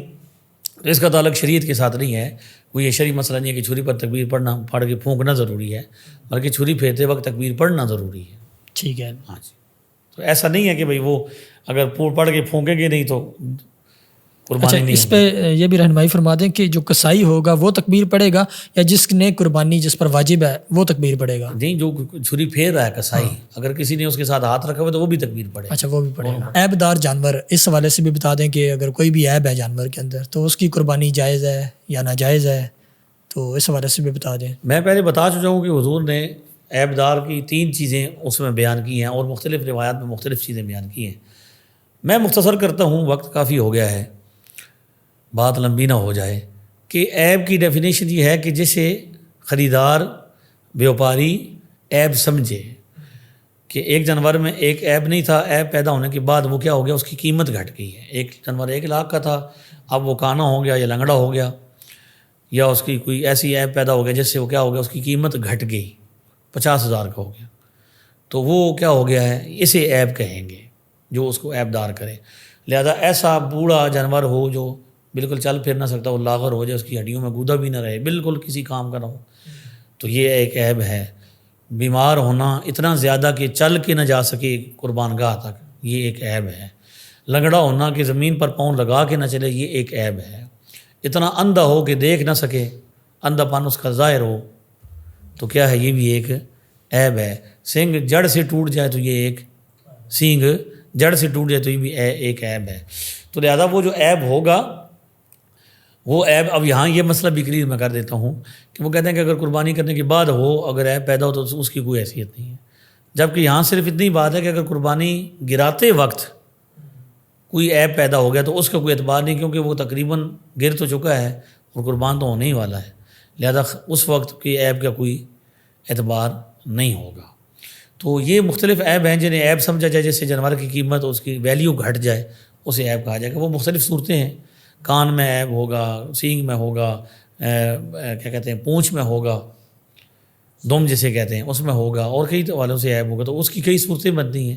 موٹے موٹی چیزیں میں نے آپ کے سامنے بیان ٹھیک ہے۔ اچھا یہ بھی بتا دیں کہ یہ کچھ لوگ یہ بھی کہتے ہیں کہ قربانی کی جو رقم ہے، زیادہ تر ملحدین یہ اعتراض کرتے ہیں کہ کسی مریض کو دے دیں، کسی بیوہ کو دے دیں، یا کسی کی شادی بچی کی کروا دیں، تو یہ اس حوالے سے یہ بتا دیں کہ قربانی بہت ضروری ہے، آپ یہی رقم کسی بیوہ کو دے دیں، کسی کو کسی کی مدد کر دیں، تو اس حوالے سے کیا کہیں گے؟ اچھا یہاں پہ یہ بھی بڑا اچھا سوال آپ نے کر لیا موقع کی مناسبت سے، اتنا موقع ہے لوگوں کو سمجھ آ جائے کہ ملحدین بھی متحرک ہیں اور ان کے آگے اعلی کار بھی متحرک ہیں. یہ چھوٹے مرزا صاحب، اچھا ان کو چھوٹے مرزا صاحب ہو گئے یا غیر مقلدین ہو گئے، یہ اصل میں الہاد کی ہی تو پروموشن کر رہے ہیں، اور الہاد کی طرف جانے والا بندہ ان کے پاس سے ہو کے ہی جاتا ہے. ٹھیک ہے. تو ملحدین یہ اب یہ کرتے ہیں کہ وہ ڈھنڈورا پیٹتے ہیں کہ جناب قربانی کی ضرورت ہی کو نہیں. جب بھی حق مارتے ہیں تو کس کا مارتے ہیں؟ شریعت کا. آج تک وہ یہ نہیں کہتے کہ دنیا کے اندر کتنی فضول خرچی ہے، اس کو تو برانڈ بنایا کہ بھائی 1 ارب کی گھڑی ہے، اتنے کروڑوں کی گھڑی ہے، ایک چھوٹی سی چیز ہے اور اس کی کروڑوں روپے قیمت ہے، اور وہ پہنے تو اس کو فخر کرتے ہیں کہ بندے نے کیا کیا ہے، دیکھو جی اس بندے نے فلاں گاڑی 10 کروڑ کی گاڑی لے لی ہے. ایک گاڑی نہیں، اس کے پاس 10 گاڑیاں، ضرورت ایک گاڑی کی ہے تو 10 گاڑیاں رکھی ہوئی ہیں. ایک مکان کی ضرورت ہے تو وہ فارم ہاؤس بنائے ہوئے ہیں، عیاشیاں کر رہے ہیں. ان کو بطور دلیل پیش کرتے ہیں کہ دیکھو جی وہ ترقی کر رہے ہیں. یعنی گوروں کی جب یہ بات آ کہ کوئی گورے نے ایک چیز کی، یعنی جوتوں کا تسمہ، فٹ بالر کا بوٹ، ایک شوز اس کا، اور فلاں کی ہاکی، ایک سائن اربوں روپے میں بکتا ہے کہ نہیں بکتا؟ یہ آئے روز ہم نے دیکھتے نہیں، لیکن یہ غلام قوم ہے. اور یہ کیا کہتے ہیں؟ یہ غلام لوگ ہیں. یعنی اللہ کی باری آئے، یعنی اللہ کے رستے میں کچھ چیز دینے کی باری آئے تو انہیں کیا کرتا ہے، وہ انہیں بیوہ نظر آتی ہے، غربت نظر آتی ہے. لیکن جب گوروں کی عیاشیاں اور ان لوگوں کی اسلام دشمنوں کی عیاشی نظر، تو اس کو یہ دیکھتے ہیں کہ وہ جی تو بڑا کام ہے جی، یہ دیکھو جی یہ تو بڑا زبردست کام ہو رہا ہے جی، یہ دیکھو جی یہ تو بڑی بات ہے جی. پھر اس کو بطور مثال پیش کرتے ہیں کہ دنیا کا امیر ترین بندہ اس نے یوں کر دیا، اس نے یہ خرید لیا. وہاں نہیں کہتے کہ یار یہ بندہ اگر اربوں روپے کی اس نے ایک انگوٹھی خریدی ہے، کروڑوں کی ایک گھڑی خرید لی ہے، تو یہ گھڑی کیا وہ بھی ٹائم بتاتی ہے جو کروڑ روپے کی ملتی ہے، اور جو 1000 روپے کی ملتی ہے وہ بھی کیا ہوتی ہے؟ ٹائم ہی بتاتی ہے. لیکن وہاں پہ فضول خرچیاں، اسراف جو ہیں وہ شیطان کے دوست، جو کہ ان المبذرین کانوا اخوان الشیاطین، یہ جو فضول خرچ ہیں یہ کیا ہیں؟ شیطان کے بھائی ہیں. تو یہ اس معاملے میں نہیں بولتے، لیکن جیسے ہی قربانی آئے گی تو کہیں گے او ہو یہ جی غریب کی بچی یاد آ گئی ہے، اس کو دیں قربانی کا گوشت دیں، قربانی کی رقم اسپتال میں دے دیں. تو اس گورے کو کیوں نہیں کہا، اس سیٹ کو کیوں نہیں کہا، اس امیر زادے کو کیوں نہیں کہا کہ تو اپنے اس کی رقم کو دے دے؟ لہٰذا جو جس چیز کا مقام ہے وہاں رکھا جائے گا. یہ بات یاد رکھیں. حضور نے ارشاد فرمایا صلی اللہ علیہ وسلم حدیث میں کہ قربانی والے دن، یعنی جو قربانی کا دن ہے، اس دن خون بہانے سے زیادہ کوئی عمل اللہ کو پسند نہیں ہے. ایک بندے پر قربانی واجب ہے اور وہ قربانی نہ کرے، اس کے بدلے میں 1 کروڑ روپیہ بھی صدقہ کر دے تو قربانی پھر بھی اس پر واجب رہے گی، اس کا بدلہ نہیں ہو سکتا. تو قربانی کرنا، خون بہانا ہی اصل میں اللہ کا حکم ہے، اس کو پورا کرنا ہے. اچھا پھر کہتے ہیں دیکھو جی وہ معصوم جانوروں کے گلوں پہ چھریاں پھیرتے ہیں، سارا سال مٹن کھاتے ہیں، سارا سال بیف کھاتے ہیں، چکن کھاتے ہیں، فش کھاتے ہیں، نکال کے سب کھا جاتے ہیں، کیڑے مکوڑے تک کھا جاتے ہیں، عشرات الارض تک یہ کھا جاتے ہیں. یہ لوگ اس پر نہیں بات کرتے ہیں، اس پر کوئی بات نہیں. لیکن جیسے ہی مسلمان قربانی کریں تو کیا وہ جی اتنے جانور قربان ہو گئے. یہاں بھی جو ہمارے دیسی ملحدین ہیں، دیسی گورے، یہ بھی تو صبح شام کھاتے ہیں کہ نہیں کھاتے، لیکن اس پر کوئی اعتراض نہیں. یہ باتیں ہیں.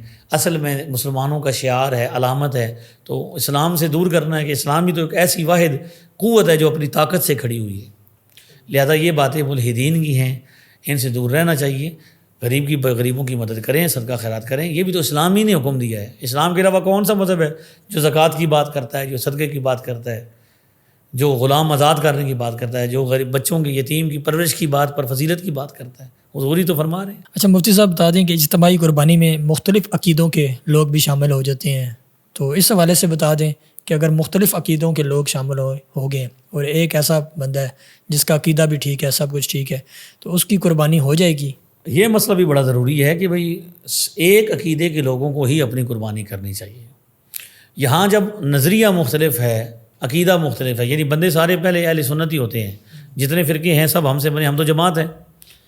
ایک بندے نے اپنا نظریہ الگ بنایا، مسجد الگ بنائی، عقیدہ الگ بنایا، نماز الگ کر لی، ہر چیز الگ کر لی. اب وہ قربانی میں ہمارے ساتھ کیوں شرکت کرنا چاہتا ہے؟ اس کو کہیں کہ بھائی جب تو نے سب کچھ الگ کر لیا ہے تو قربانی بھی کیا کر، الگ کر. اور یہ صرف ہمیں مسئلہ ہے، یعنی ہمارے لیے یہ صرف مسئلہ ہے.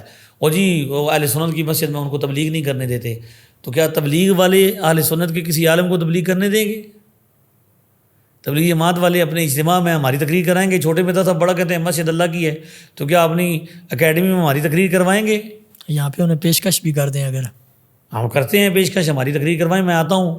میں جہلم میں رہتا ہوں، پیشکش کرتا ہوں کہ آپ ہمیں کہتے ہیں کہ مسجدوں میں جائیں، مسجدیں اللہ کی ہیں، اپنے منہ بولے اسٹوڈنٹس کو کہتے ہیں کہ وہاں جا کے سوال کریں، وہاں جا کے خطبوں کے درمیان اٹھیں. تو ہمارا تو کوئی بندہ یہاں پہ پچھلے دن کوئی مولانا صاحب ویسے فیملی کے ساتھ آئے تھے، تو انہوں نے کوئی تصویر بنائی یا نہیں بنائی، تو کہا جی آپ ویڈیو بنا رہے ہیں. کیوں بنا رہے ہیں؟ پولیس والوں کو بھیج دیا، اپنے بندوں کو باہر بھیج دیا. اچھا، یہاں تو ویڈیو نہیں بن سکتی، تو درباروں پہ جا کے مسجدوں میں جا کے ویڈیو بناتے ہیں. تو کیا وجہ ہے کہ ہماری مسجدیں سب کے لیے ہیں اور آپ کی جو ہے یہ کس کے لیے نہیں ہے؟ یہ ایک بہت بڑا دھوکہ ہے کہ تبلیغی جماعت کی ویڈیو دکھائی کہ وہ باہر نکال رہے ہیں ان کو لوگ. تو تبلیغی جماعت والوں کو کیوں نہیں کہتے کہ بھئی آپ جب آپ نے عقیدہ الگ ہے، آپ کا نظریہ الگ ہے، آپ کا موقف الگ ہے، تو آپ اپنی مسجد میں جائیں نا تبلیغ کرنے کے لیے. ہماری مسجد میں کیوں آتے ہیں؟ کیونکہ یہاں سے ہی تو بھولے بھالے مسلمانوں کو الگ کرنا ہے. یہی تو بھولے بھالے مسلمان ہیں جو کام آئیں گے، انہی سے تو نکالنا ہے سب کچھ، کیونکہ یہ کثیر ہیں. اور ہمارے بعض فلاسفر یہ کہتے ہیں جی چھوڑیں جی وہ بھی تو تبلیغ کرتے ہیں. پہلی بات یہ کہ ان پڑھ بندے نے کیا تبلیغ کرنی ہے، عالم دین کرے گا. دوسری بات یہ ہے کہ وہ اپنے مسجد میں کیوں نہیں جاتے ہیں؟ وہ ہمیں پیشکش کریں گے کہ میں عقیدے پہ بات کرتا ہوں، مجھے دیں دعوت وہ کہ میں عقیدہ اہل سنت پہ بات کروں گا، عقائد حقہ پر بات کروں گا، اصلی عقیدہ اسلام پر بات کروں گا. مجھے بلائیں اپنے اجتماع میں، تقریر کرنے دیں گے. جی وہ ترکیب نہیں ہے، ہماری ترتیب نہیں ہے جی، ہمارا یہ طریقہ نہیں ہے جی. تو آپ کی ترتیب ہے تو ہماری ترتیب نہیں ہے. مسجدوں کی جتنی بھی اہل سنت کی مسجدیں ہیں ان پر ایک ایک اینٹ پر اہل سنت کا پیسہ لگا ہے، لہٰذا یہ اہل سنت کی مساجد ہیں، ان میں صرف اہل سنت کا نظریہ بیان ہوگا. اسی طرح اہل سنت کا عقیدہ پاک ہے، دودھ کو بچایا جاتا ہے، گند کی حفاظت نہیں کی جاتی. بد عقیدہ کا تو مسئلہ ہی کوئی نہیں، وہ تو کسی کے ساتھ بھی مل جائے گا. لیکن مسئلہ ہی صحیح العقیدہ کا ہے کہ وہ صاف ستھرا ہے، اس کا عقیدہ دودھ کی طرح پاک ہے، تو اس کو گند کے ایک قطرے سے بھی بچنا ہے. لہذا قربانیوں میں حصہ ڈالتے وقت یہ ضرور دیکھیں کہ کوئی بد عقیدہ شامل نہ ہو، سب صحیح العقیدہ شامل ہوں. مفتی صاحب، گوشت کی نیت سے قربانی کرنا، اس حوالے سے بھی بتا دیں. کچھ لوگ کہتے ہیں کہ جی قربانی جب وہ جانور لینے جاتے ہیں تو ان کی نیت یہ ہوتی ہے کہ قربانی والا جانور جو ہے نا ہٹا کٹا ہونا چاہیے تاکہ اس کا جو گوشت ہے نا وہ، یعنی کہ نیت گوشت والی ہوتی ہے. تو اس پر کیا کہیں گے؟ یہ تو اچھی بات نہیں ہے کہ بھئی آپ نیت گوشت ہی کریں. قرآن مقدس میں اللہ نے قربانی کا جو مقصد بیان کیا ہے وہ تقویٰ کا حصول ہے. نہ خدا کو خون کی ضرورت ہے نہ گوشت کی ضرورت ہے. اللہ کو جو پہنچتا ہے وہ کیا پہنچتا ہے؟ تقویٰ پہنچتا ہے، پرہیزگاری پہنچتی ہے. تو قربانی اس نیت سے کرنی چاہیے کہ اللہ راضی ہو اور اس کے رسول راضی ہوں صلی اللہ علیہ وسلم. اس کے مطابق اس فلسفے کو سمجھیں کہ قربانی کا فلسفہ کیا ہے کہ غریب کے پاس جائے. تو گوشت کی نیت سے خریدنا، پہلے چیک کرنا کہ اتنا گوشت ہے اور یہ اتنا ہوگا، اور پھر اس نیت سے کہ اتنا گوشت کھائیں گے اور یہ کھائیں گے، تو یہ قربانی تو نہیں ہے. یہ تو اپنے پیٹ بھرنے کی بات ہو رہی ہے کہ میں یہ کھاؤں گا، میں یہ حصہ کھاؤں گا، میں یہ حصہ کھاؤں گا. گوشت کی نیت سے قربانی اگر کی تو قربانی ہوئی ہی نہیں. قربانی اللہ کی رضا کے لیے ہے. گوشت بے شک کھانا ہے، بعد میں کھاتے ہیں، ساری دنیا کھاتی، کھانا چاہیے، لیکن قربانی کی نیت، قربانی کے جانور کرتے وقت گوشت کی نیت نہیں کرنی کہ مجھے گوشت حاصل ہوگا، مجھے اللہ کی رضا حاصل ہوگی. لوگ کھائیں گے، غریب کھائیں گے، مساکین کھائیں گے، مسافر کھائیں گے، جو سارا سال گوشت نہیں کھا سکتے وہ کھائیں گے، تو مجھے اس کا ثواب ملے گا. یہ نیت ہونی چاہیے. اچھا مفتی صاحب، آن لائن قربانی بھی لوگ کرتے ہیں، اس میں یہ کرتے ہیں کہ پہلے بکنگ کروا دیتے ہیں، پھر اس کا جو ہے نا وہ کہتے ہیں کہ گوشت گھر پر ہمیں بھیج دیا جائے. تو اس حوالے سے بتا دیں کہ آن لائن قربانی کی جو بکنگ ہوتی ہے اور گوشت کی فراہمی ہوتی ہے تو اس پہ کیا حکم لگے گا؟ اس میں کوئی شرعی حرج نہیں ہے کہ اگر جس تنظیم کو یا جماعت کو آپ دے رہے ہیں وہ صحیح العقیدہ ہے، صالح ہیں، مسلمانوں کی جماعت ہے، پہلی صدی والوں کی، نئے لوگوں کی نہیں ہے، اپنے عقیدے والے ہیں، اہل سنت کے عقائد والے ہیں، ان کو آپ کیا کرتے ہیں؟ آپ کہتے ہیں کہ ہماری طرف سے قربانی کر دیں، تو یہ آپ ان کو وکیل بنا رہے ہیں. کوئی بندہ باہر سے پیسے بھیجتا ہے کہ کسی مدرسے میں، کسی ادارے میں، کسی تنظیم کے پاس کہ یہ سنی تنظیم ہے، اس کو میں دیتا ہوں، یہ میری طرف سے قربانی کر دے، تو یہ جائز ہے. آن لائن بکنگ بھی ہو سکتی ہے. تو وہ یہ تو ایک جدید طریقہ ہے نا. باقی تو یہ ایک وکیل کی ایک صورت ہے کہ آپ وکیل بناتے ہیں. افضل کیا ہے ویسے کہ بہتر تو یہ ہے کہ حضور نے حضور صلی اللہ تعالی وسلم نے سیدہ فاطمہ کو فرمایا کہ اپنی قربانی پر حاضر رہو، اپنے ہاتھ سے قربانی کرنی چاہیے، اس کے پاس ٹھہرنا چاہیے، اپنی نگرانی میں اپنے ہاتھوں کے سامنے کرانی چاہیے. یہ ٹرینڈ بنتا جا رہا ہے کہ لوگ باہر والے جو ہیں وہ وہاں پیسے بھیج دیتے ہیں کہ یہاں سستی قربانی ہوتی ہے. یہ بھی ایک عجیب ہے کہ باقی سب کچھ نعمتیں وہاں پہ کھاتے ہیں، صبح سے لے کر شام تک باہر رہتے ہیں، انگلینڈ میں رہتے ہیں، یورپ میں رہتے ہیں، وہاں کی نعمتیں اسے وہاں پہ کا استفادہ کرتے ہیں، لیکن زکوٰۃ دیتے وقت، فدیہ دیتے وقت، قربانی دیتے وقت یہاں کا انتخاب کرتے ہیں کہ یہاں پیسے کی ویلیو نہیں ہے. تو یہ ایک قسم کا وہ تقوی کی اعلیٰ درجہ نہیں. اگرچہ جواز کی بات تو ہم کریں گے، وہ جائز تو ہے، جہاں کہیں بھی کسی کو وکیل بنا دیا جائے تو وہ کر دے گا ظاہر ہے، لیکن یہ تو دیکھنا چاہیے نا کہ اللہ کی بارگاہ میں جب میں پیش کر رہا ہوں تو جہاں میں رہتا ہوں وہاں بھی میں کیوں نہیں کرتا. تو اگر کوئی شرعی وجہ ہے یا کوئی مجبوری ہے کہ وہاں پہ نہیں کرنے دیتے غیر ملکوں میں، تو پھر تو یہاں پہ کریں گے. لیکن مناسب یہ ہے کہ اس لحاظ سے کریں یا اس درجے کی کریں جیسا لیول ہے وہاں کا، اس لیول سے یہاں پہ بھی کریں. قربانی کی کھال کو خود استعمال کرنا یا اسے بیچ دینا، اس والے سے بھی بتا دیں کہ ایسا کرنا جائز ہے یا کسی ادارے میں یا کسی مدرسے میں ہی دینا چاہیے؟ قربانی کے کھال جو ہے یہ اگر ایک بندہ خود استعمال کرنا چاہے، یعنی اپنے استعمال میں لانا چاہے، اس کا کوئی وہ مشکیزہ بنا لے، مسلح بنا دے اس کو خوش کر کے، تو یہ اس کی تو اجازت ہے کہ وہ خود استعمال کرے. پہلے زمانے میں لوگ کھال کا استعمال کرتے تھے تو اتنی تو اجازت ہے. لیکن اسے بیچ کر کسائی کو اس کی اجرت دے دینا، بھئی یہ اجرت میں لے جاؤ تمہاری مزدوری میں، یہ بھی شامل ہے، یا اس کو بیچ کر پیسے جیب میں ڈال لینا، یہ درست نہیں ہے. اس کو صدقہ کرنا ضروری ہے. تو کسی ایسے ادارے میں جہاں پہ بچے قرآن پاک پڑھتے ہیں، مسافر لوگ ہیں، تو وہاں پہ آپ ان کو ضرور صدقہ کریں. اچھا، مشین سے بھی کافی ویڈیوز دیکھی ہیں جن سے مشین سے جانور کو ذبح کیا جا رہا ہے، تو اس حوالے سے بتا دیں اگر کوئی مشین سے ذبح کر رہا ہے جانور کو قربانی کے لیے عید پر، تو اس پہ کیا مشینی ذریعہ کے بارے میں یہ واضح بات ہے کہ وہ مختلف اس کے طریقے دیکھے گئے ہیں. کہ ایک طریقہ یہ کہ مشین دبوچتی ہے اور پھر کوئی مسلمان اس کو جانور کو قابو کر لیتی ہے، اور پھر کوئی مسلمان اس کے گلے پر چھری پھیرتا ہے اور بسم اللہ تکبیر پڑھتا ہے، تو یہ تو پھر اس میں کوئی حرج نہیں. لیکن اگر مشین سے ہی ذبح ہوتا ہے، جھٹکا دیتے ہیں یا مشین ذبح کر دیتی ہے، یا ایک ہی تکبیر پڑھتے ہیں اور کئی جو جانور ہیں ایک ہی دفعہ ذبح ہوتے ہیں، تو اس طرح جائز نہیں ہوگا. صرف اس صورت میں جائز ہے کہ مشین اس کو پکڑ کے رکھے، دبا کے رکھے، اور ذبح کرنے والا مسلمان اس پر تکبیر پڑھ کے اس کو ذبح کر دے. مفتی صاحب، اگر بڑا جانور ہے تو اس میں 7 سے کم بندے شریک ہو سکتے ہیں؟ جی بالکل. گائے ہو یا بھینس ہو یا اونٹ ہو تو اس میں 7 تک حصے ہو سکتے ہیں. 7 سے کم نہیں، اس میں 7 حصے تک ہو سکتے ہیں، یعنی 7 پورے کرنا واجب نہیں ہے. 7 سے کم بندے بھی شریک ہو سکتے ہیں، لیکن ہر بندے کا حصہ 7واں ہونا چاہیے. گوشت کو برابر تقسیم کرنا چاہیے. اگر 4 بندے تقسیم کرتے ہیں، گوشت کرتے ہیں، تو گوشت کو تول کر 4 حصے کیے جائیں گے اور ان کو دے دیا جائے گا. یعنی 7 سے کم افراد بھی گائے کے اندر شریک ہو سکتے ہیں. 7 پورے کرنا واجب نہیں ہے. 3 حصے یعنی نہیں ہو سکتے؟ 3 بھی ہو سکتے ہیں، 2 بندے بھی شریک ہو سکتے ہیں، 4 بھی ہو سکتے ہیں، 5 بھی ہو سکتے ہیں.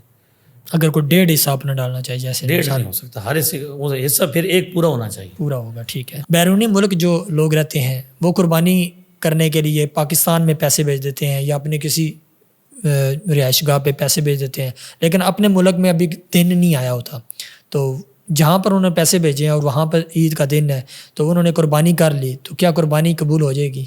یہ مسئلہ بڑا اہم ہے کہ جیسا کہ باہر کے لوگ، یورپ کے لوگ یہاں پیسے بھیجتے ہیں، کسی کو وکیل بناتے ہیں کہ میری طرف سے آپ قربانی کر دیں، تو اس کے لیے دونوں طرف، یعنی جہاں پہ وہ بندہ قربانی جس نے بھیجی ہے اور جہاں پہ جانور قربان ہو رہا ہے، دونوں طرف عید کا دن ہونا ضروری ہے. ضروری ہے، ٹھیک ہے. عام طور پر یہ ہوتا ہے کہ یورپ میں ابھی عید نہیں ہوتی اور یہاں پہ عید شروع ہو جاتی ہے. تو اس کے لیے اتنا انتظار ضرور کرنا ہے، لازم ہے کہ دونوں ملکوں میں عید کا وقت ہو جائے. یہاں دوسرا ہے اور وہاں پہلا ہے تو پھر ٹھیک ہے. اسی طرح وہاں دوسرا ہے اور یہاں تیسرا ہے تو پھر دونوں طرف کیا ہے، وقت برابر ہے. لیکن وہاں تیسرا ہو اور یہاں چوتھا ہو جائے تو پھر یہاں بھی جائز نہیں ہوگی.